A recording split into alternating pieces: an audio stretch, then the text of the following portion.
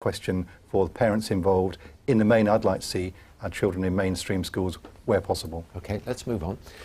This week we had Purple Tuesday, a day which highlights accessibility for disabled people in shops. But frankly, just getting around still causes a lot of trouble for people with most disabilities. In a moment, we'll hear how hard it can be to catch a train in Essex. But first, the problems with paths and pavements in Welwyn Garden City. Here's Andy Holmes. For Ken, even the simplest journeys from his home can be a challenge. This path may look easy for most people, but for him it poses a painful problem.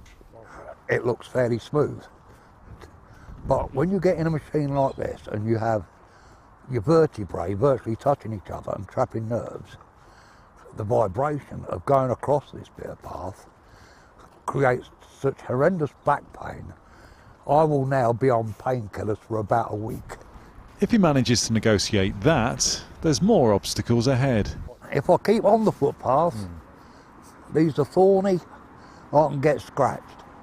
And things get worse when he reaches a main road. I can't get down that. If I go down that, I'm going to be tipped out of the wheelchair. And that's happened to you before, hasn't it?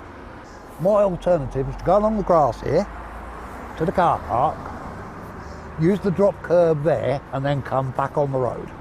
And then, to get up there, I have to go all the way up there to find a drop curb.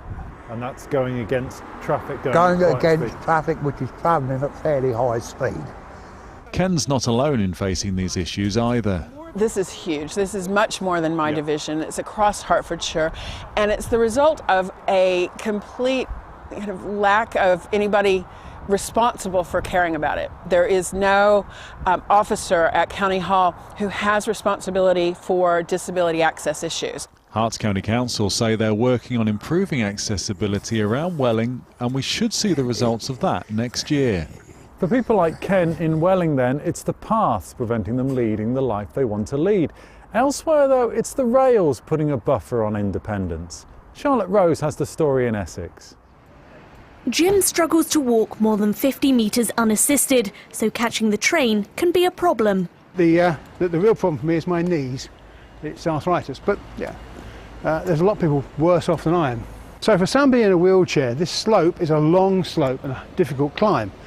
But when you get to the top of this road, you've got to cross over at the junction and then get onto the curb.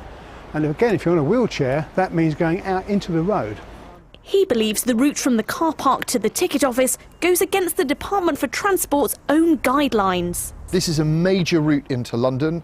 It is the only point I understand on the new Crossrail network that doesn't have proper disabled access.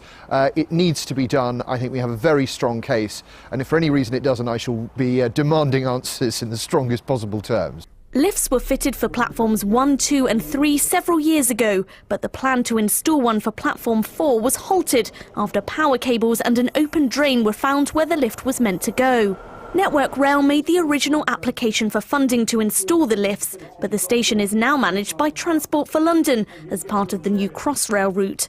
In a statement, they said, "We're including Brentwood in our recommendations to government for access for all funding.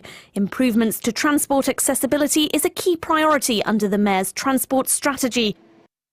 It's been an uphill struggle for campaigners here in Brentwood to get the lift access they believe is their legal right.